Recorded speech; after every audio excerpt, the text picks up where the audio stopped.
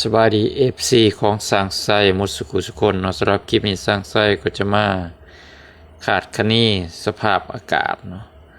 ตั้งแต่วันที่8หาวันที่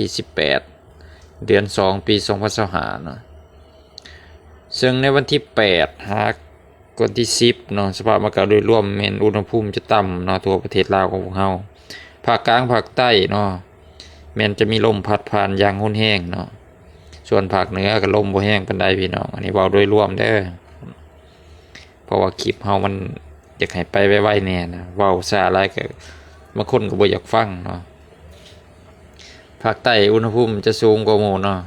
30ปลายองศาเนาะเฉลี่ยทั้งภาคกลางภาคใต้นี่มันลมแห้งเนาะพี่น้อง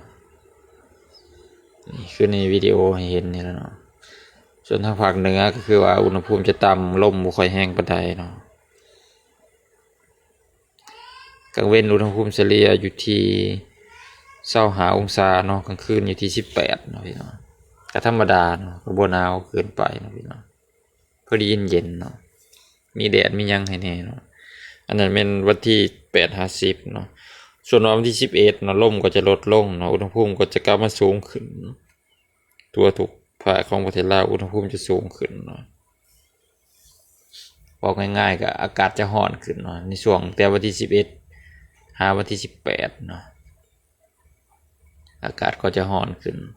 เมื่ออากาศร้อนขึ้นแล้วบัดนี้การที่จะเกิดมีฝนตกมันก็จะตามมาได้พี่น้องถ้าหากว่าอากาศร้อนขึ้นเนาะเอิ้นว่าความกดอากาศต่ำเนาะอุณหภูมิจะสูงจะเฮ็ดให้มีฝนตกช่วงนี้ก็ให้ระมัดระวังไว้ในภาคกลางหาใต้เนาะอาจจะมีฝนตกได้เนาะซึ่งฝนจะเริ่มตกแต่วันที่13เนาะวันที่13อาจจะฮอดวันที่16 17เนาะฝนอยู่ประมาณนั้นส่วนภาคเหนือก็บ่ค่อยมีฝนเนาะมีแต่ภาคกลางกับภาคใต้เนาะฝนจะเข้ามาตกห้ามดอกมะม่วงเนาะประมาณนี้เนาะพี่น้องก็ให้ระมัดระวังกันไว้เนาะนี่คือในวิดีโอนี่แต่ก็บ่แม่นพายุเนาะเป็นฝนประจำฤดูน่ะฝนนั่นก็เอิ้นว่าฝนห้ามดอกมะม่วงหยังประมาณนั้นเนาะพี่น้องคือในเนาะแขวงอัตตปือแขวงจำปาสักสารวัตรเนาะเข้าทางภาคใต้ก่อนเนาะเซกองนี่เนาะไผพี่น้องทางภาคใต้ถ้าหากว่าปลูกมันปลูกหยังเนาะ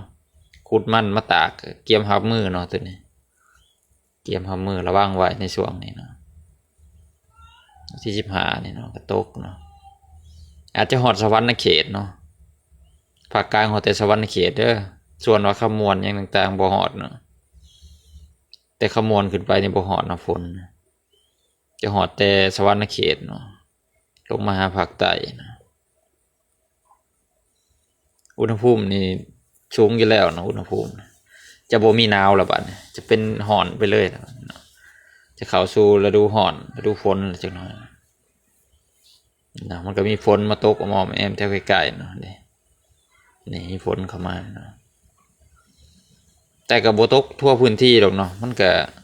สิตกเป็นหย่อมๆไปเนาะมาห้ำให้มะม่วงเป็นหมากนะช่วงนี้ก็ระมัดระวังกันไว้พี่น้องไผมีแผนที่จะเฮ็ดอีหยังในช่วงวันที่13-18ก็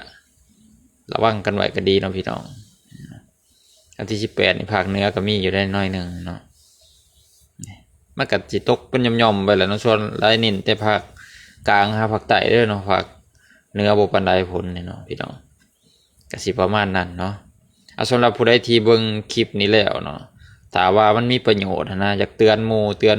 ครูเตือนพี่เตือนน้องเนาะให้เราฮู้รับทราบนำกันว่าจะมีผลเข้ามาตกก็อย่าลืมกดแชร์เนาะกดแชร์กดไลค์ให้กันเนาะอันนี้ก็เพื่อประโยชน์ของพ่อแม่พี่น้องแหละเนาะก็บ่ทันว่าตก 100% เนาะแต่ว่าถ้าอีหยังจะเป็นแบบสั้นเนาะเพราะว่าจากการติดตามสภาพอากาศของสร้างไส้นี่ก็ผ่านมาที่มันบ่เคยมีฝนตกปรากฏแบบนี้นะแต่ว่าช่วงนี้มันอาจจะมีฝนเข้ามาเพราะว่าอุณหภูมิมันสูงขึ้นอุณหภูมิมันเปลี่ยนแปลงแล้วเนาะอาจจะได้ก็ระมัดระวังเตรียมตัวรับไม้รับมือกันด้วยพี่น้องเด้อแล้วสำหรับคลิปนี้ก็จะจบเพียงเท่านี้เนาะขอบใจสำหรับผู้ที่เข้ามาเบิ่งเนาะ